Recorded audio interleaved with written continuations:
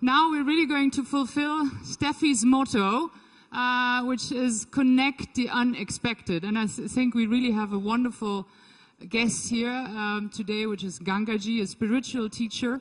And I think this is really connecting the unexpected. And this word, which is so driven by our will and our will to power and our will to accomplish in a very successful career, I think that Gangaji is going to bring in a very important aspect. At least it is for me, because, okay, we are all designed to want more, and that's why we're running and running and running. But I don't know, maybe you have experienced this moment too, that you want more, but you realize there's not more to find. There's some fulfillment that is maybe not reachable in just, you know, being successful, running for a career.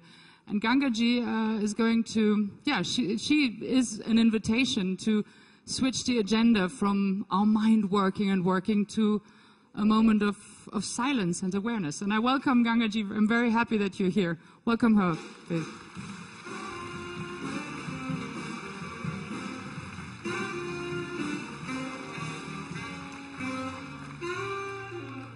Yes, Gangaji. Thank you for coming. I think it's a great opportunity to have you here.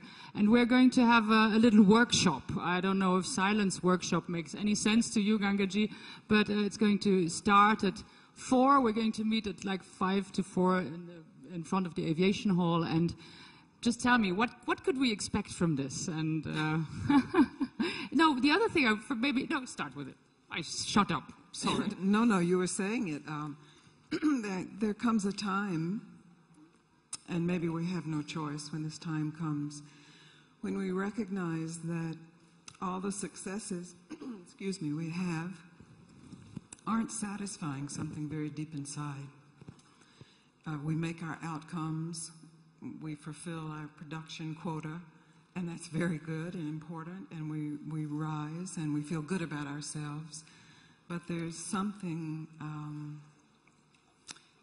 still yearning. And the way we think about these things is we just try to take on bigger and bigger tasks. Maybe our lives become lives of service. That's wonderful, like you did with your doctoring. And we give of ourselves, and we get satisfaction, and we get temporary fulfillment. But the really good news is that there is lasting fulfillment. And it is actually already present in you.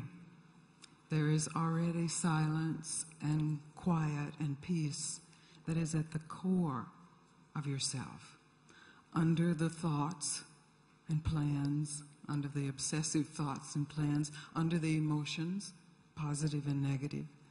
There is an ocean of peace. There's a universe of peace.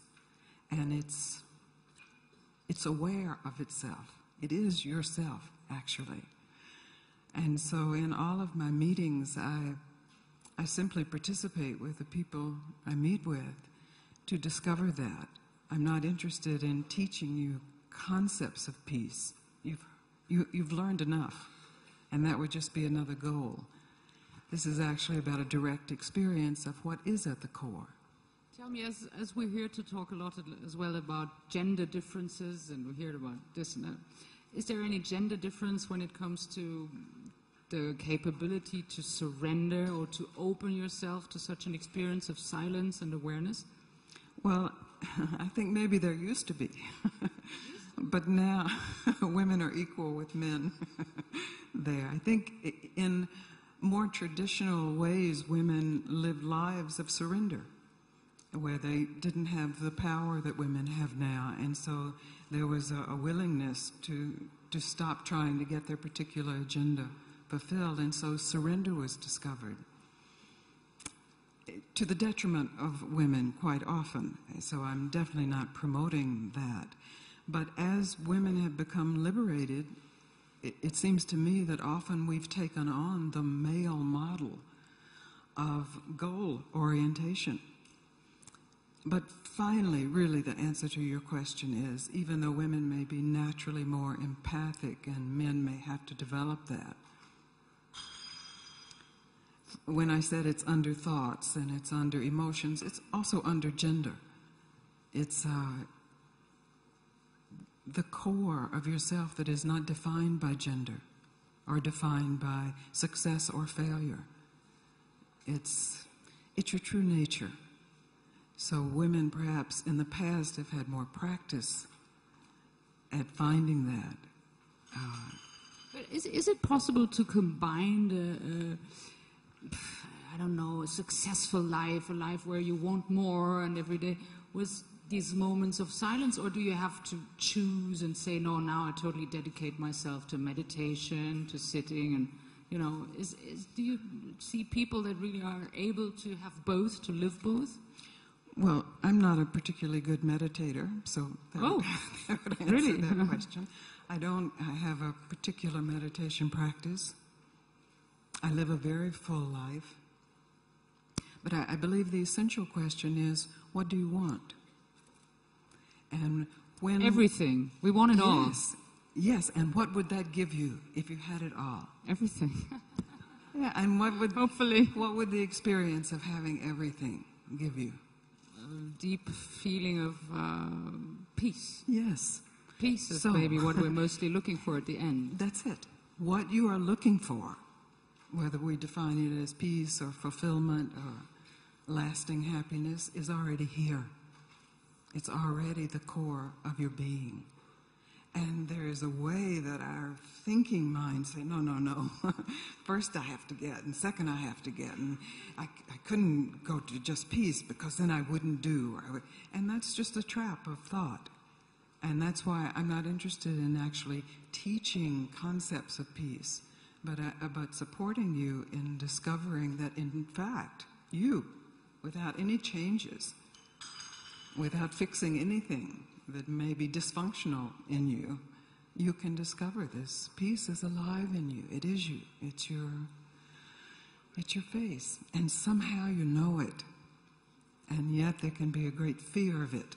And maybe it's the fear that I would be, as when we were speaking, someone came up to me in London and said, but I don't want to be flat. And of course not. So I'm not suggesting a peace that is flat. It's a peace that is full. Where would ambition and all this, you know, come from once you're totally in this peace? Is there still ambition? Is there still, you know, wanting, creating, creativity left? Yes, that's a really good question. Well, there can be. And if your ambition has been for things that actually don't support this in yourself or in others, it may just die like that. I know I have an ambition to speak to as many people as I can, to invite them to this. But I also know that if that ambition is not fulfilled, I'm still fulfilled.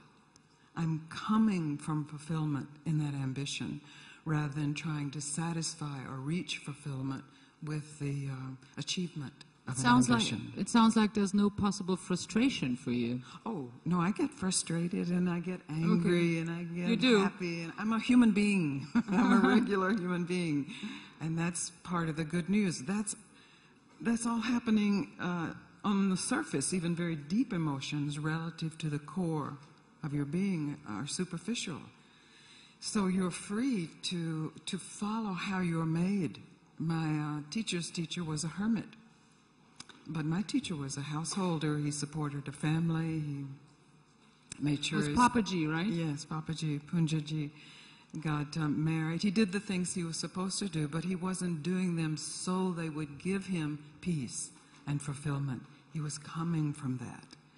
And to me, it seems that that's where we are in a crossroads of human evolution, is that we recognize in the developed world, in a prosperous world with all the privileges we have, if there is still some yearning or dissatisfaction, then perhaps it doesn't have to do with externals. Perhaps it has to do with coming full circle back to, who am I really? And then, I hope that in the little workshop we'll be able to answer that question for everybody who's coming, right? Well, it's already present in everybody. It's already present. That makes it even harder somehow, that you say it's already there, and then we say, like, oh my God, but I haven't found it yet. what did I do wrong? That's right. It is the hardest. It's the most simple. But that's what makes it so hard, because we have very developed brains, gloriously developed brains, and we have complex issues and problems that take our attention. And in that, we overlook what is the most simple, this core simplicity of being, even before human being, before female being, male being, German being, American being, this that unites us with all of creation, consciousness, aware of itself. And you reach definitely a stage where you're all the time conscious about this deeper being and deeper connection to everything and everybody. And I'm not always in a particular state, but there was a certain point where I recognized, and it was like this, it was like, oh, that. Oh, of course that's always been here. But my mental activity had been so going outward that it had never turned inward to investigate what is always present. It is yourself. You are always somehow aware of yourself. You may have different definitions of yourself and different evaluations of yourself, but under that is the awareness of myself, I. Could you tell us, Gangaji, how your journey was and how you arrived to that special moment? I think it was on the river Ganges, and how did you get there? Well, it seems so mysterious now, but I started out seeking happiness as a young girl and doing what I thought would bring me happiness. And for me, being raised in the American South in the 50s, that meant finding the right man. And I did. Did you? I did. And I was miserable because we married because I knew he was the right man and he would give me security and he would take care of me. Very bad reasons. That was a betrayal of myself and a betrayal of him.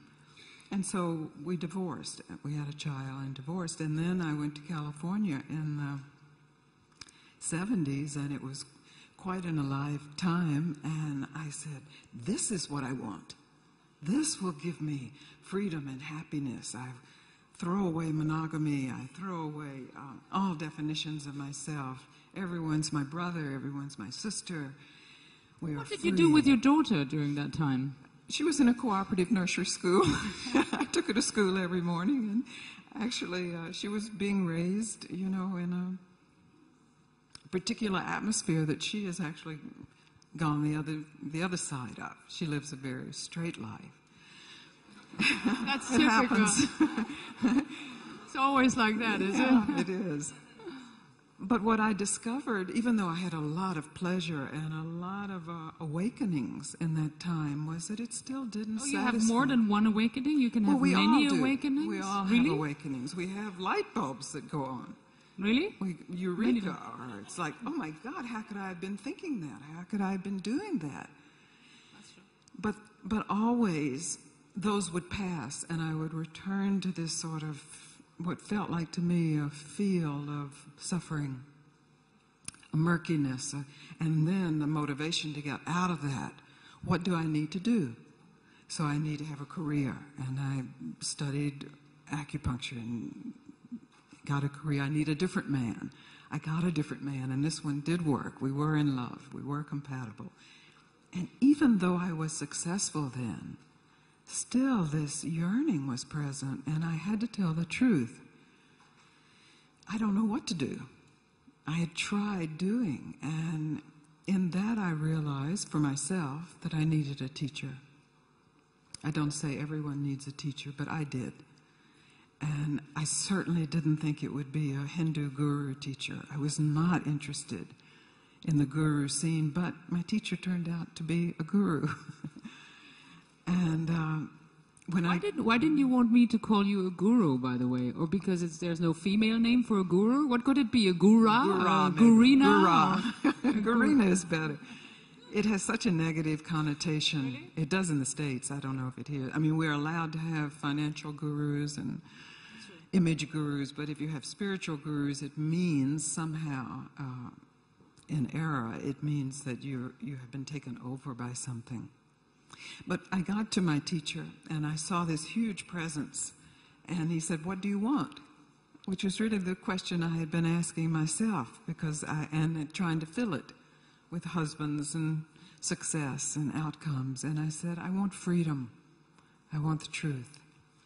What do I do?" And he said, "Stop. Be still." And at first I couldn't quite believe I understood what he said. Stop? Does he mean like just be rigid? And then I realized he didn't mean that. He meant something more internal. He meant stop searching. Stop trying to get anything, just for a moment. He said, it takes 1/12 of a second just to stop totally and see what is here. So it was a challenge for me, because to me this word stop, I felt that I would lose everything I had gained. I felt that I could revert to a vegetative state, or back to that young woman in Mississippi trying to escape. And so I was terrified. But I had enough experience with achievement and failure that I recognized I had never considered stopping. I had never actually stopped. And so I stopped. Great. Gangaji, thank you so much. So for all those who want to join the workshop on silence and awareness, join in at 4 o'clock, 5 to 4, up there in front of the aviation hall. Thank you so much. And now we're having a lunch break. Thank you.